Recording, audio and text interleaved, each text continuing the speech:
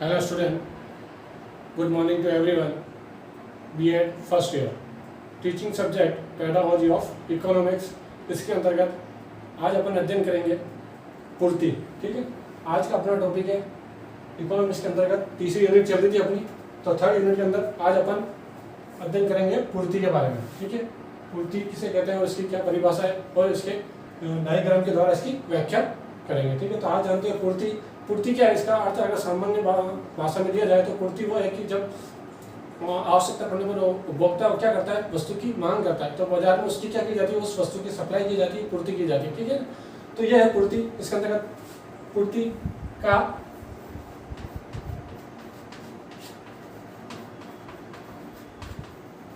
अर्थ। ठीक है, पूर्ति शब्द का अर्थ क्या होता है, किसी वस्तु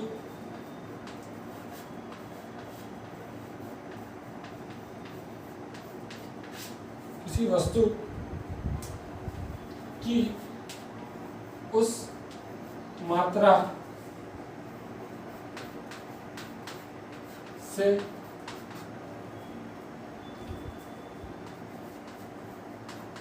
लगाया जाता है।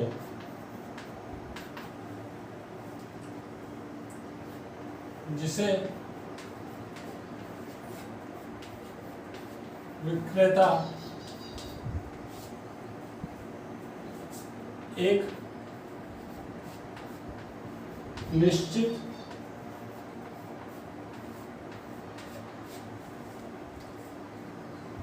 समय एक निश्चित यानी किस पे, विक्रेता द्वारा सेल्स में क्या करता है, एक निश्चित समय और निश्चित मूल्य पर, निश्चित कीमत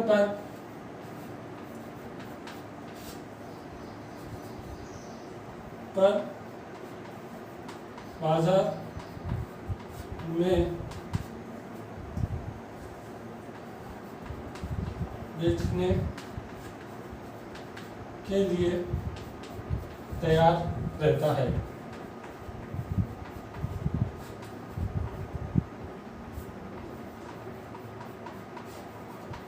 ठीक है, तो यह है पूर्ति का अर्थ। यानी पूर्ति का सामान्य भाषा में क्या इसकी डेफिनेशन होगी, अगर बात की जाए तो पूर्ति क्या है, किसी वस्तु की उस मात्रा से, यानी क्या है, क्वांटिटी, किसी भी वस्तु या कोई भी प्रोडक्ट की उस क्वांटिटी से लगाया जाता है कि जिससे विक्रेता एक निश्चित समय में, विक्रेता एक क्या होगा, समय निश्चित होगा और एक निश्चित कीमत पर बाजार में बेचने के लिए तैयार किया जाता है। यानी जैसे भी कोई उपभोक्ता उसकी आवश्यकता करने पर उस वस्तु की मांग करता है तो वो कहाँ जाएगा, बाजार जाएगा और उसकी मांग करने पर उससे विक्रेता क्या करेगा, उसको उसकी वस्तु की पूर्ति करेगा। ठीक है, तो एक ये इसके अंतर्गत ये चीज इंपॉर्टेंट है, एक निश्चित समय और एक निश्चित कीमत पर की जाएगी, वही पूर्ति के अंतर्गत आएगी ना।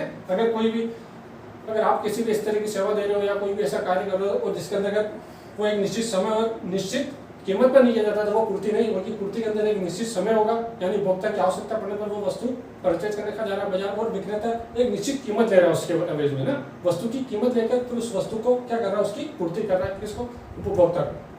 तो यह है पूर्ति का अर्थ। और एक अर्थशास्त्री के द्वारा इसकी डेफिनेशन क्या दी है उसको भी जान लेते हैं अपन। तो अब बात करते हैं अपन इसकी परिभाषा में। परिभाषा, इसकी डेफिनेशन, प्रोबेहनम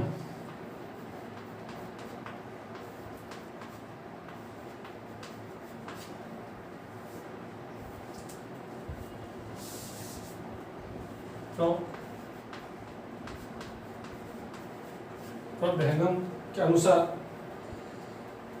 क्या है कि शब्दों में पूर्ति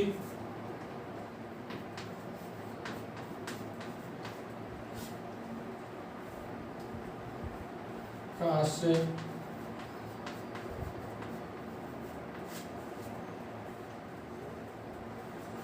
वस्तु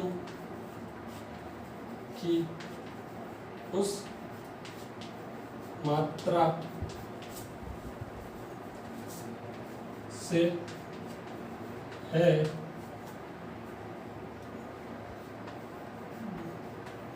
जिसे प्रति इकाई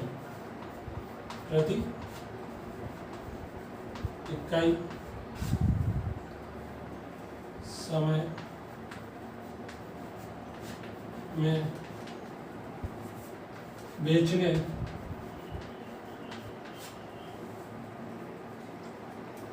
के लिए प्रस्तुत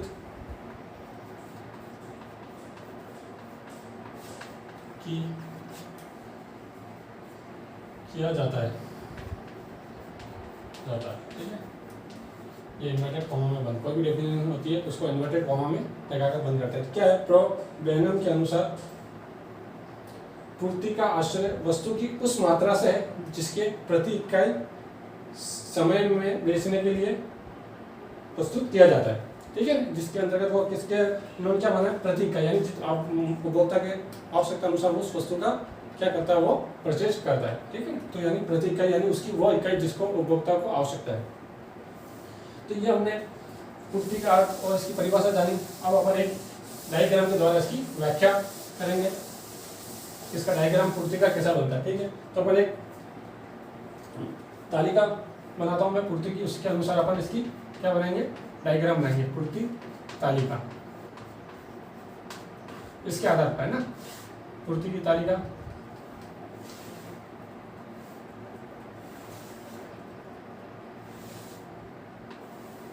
यहाँ पे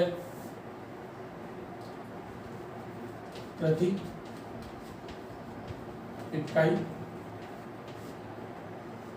मूल्य या कीमत, ठीक है ना, प्रति इकाई किसमें दिया हुआ है? Per unit. और यहाँ पे प्रति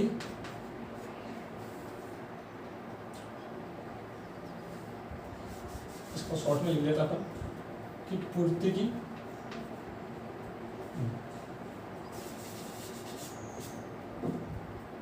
की मात्रा है,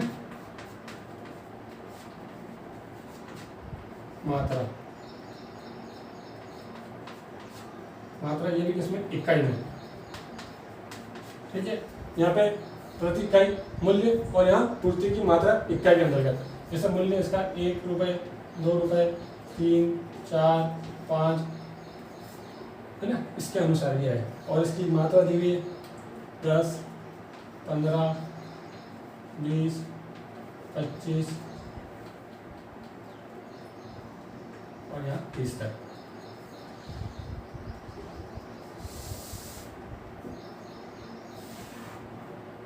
ये अपन एक पूर्ति की तालिका बनाएंगे एग्जाम्पल के द्वारा। अपन एक एग्जाम्पल दिया कि इसके आधार पर अपन पूर्ति का क्या बनाएंगे? डायग्राम बनाएंगे। ठीक है, तो पूर्ति की तालिका जिसके अंतर्गत रेट की मूल्य क्या दिया हुआ है उस वस्तु का प्रति इकाई में, और उसकी मात्रा दी हुई ये भी इकाई के अंतर्गत। तो अब अपन डायग्राम बनाते हैं इसके अंतर्गत।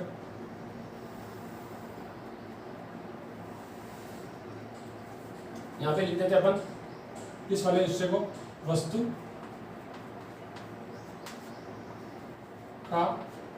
की कीमत कर देते हैं ना, कीमत या मूल्य। ठीक है, यहाँ वस्तु की मात्रा,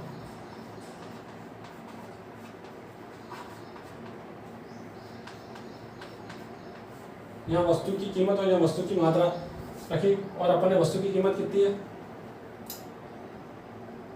1, 2 रुपये, 3 रुपये, 4 रुपये और 5 रुपये। ठीक है, और यहाँ पे क्वांटिटी है, यहाँ पे क्वांटिटी लिख दी अपन ने 10, 15, 20, 25 और 30। तो ये आपकी क्वांटिटी इस पे निर्धारित कर लिया अपन ने, कीमत को इधर लिख दिया और यहाँ लिख दिया। अब अपन इसके अनुसार डायग्राम बनाएंगे कि जब क्या है, क्या था देखो इसके अनुसार 1 रुपये मूल्य था, कितनी इकाई आ रही थी? 10 इकाई है ना, पूर्ति कितनी हो रही थी? 10। तो यहाँ पे अपन ने पॉइंट इसके अनुसार अपन ने इस तरह बना लिया इसके सामने। ठीक है, फिर जब 2 रुपये मूल्य हुआ तो पूर्ति बढ़कर कितनी होगी? 15, तो इसके सामने। ठीक है, फिर जब 3 रुपये हुआ तो 20 रुपये होगी, तो ये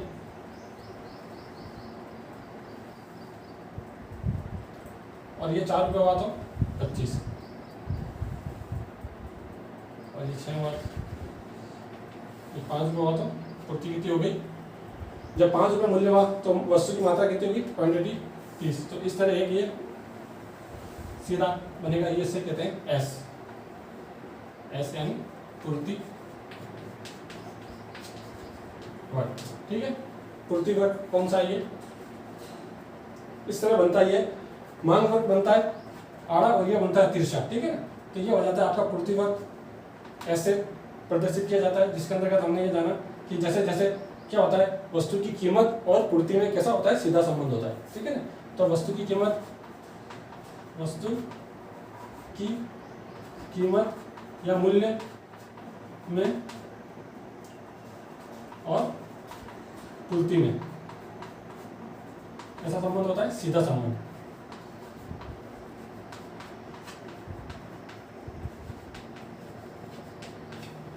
और मांग और कीमत में उल्टा संबंध होता है। मांग और ये जानना आगे जब अपने कल वाला डायग्राम पढ़ा था उसके अंदर मांग और पूर्ति में उल्टा संबंध होता है। जैसे जैसे कीमत बढ़ेगी तो मांग घटेगी, और पूर्ति के अंदर जैसे जैसे कीमत बढ़ रही, देखो यहाँ पे कीमत बढ़ती जा रही तो पूर्ति भी बढ़ती जा रही।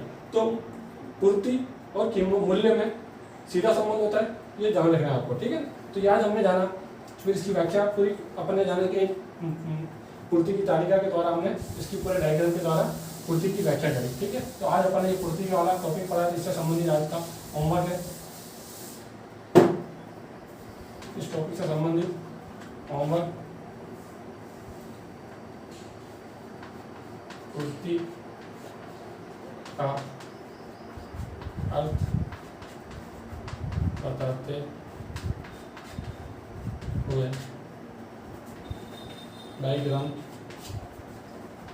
द्वारा समझाइए। ठीक है, तो आपको ये पूरा एक्सप्लेन करना है। अपने आप का ध्यान रखिए, अनावश्यक रूप से बाहर ना निकलें, हाथ वगैरह धोएं समय समय पर और स्वस्थ रहें। ओके, धन्यवाद।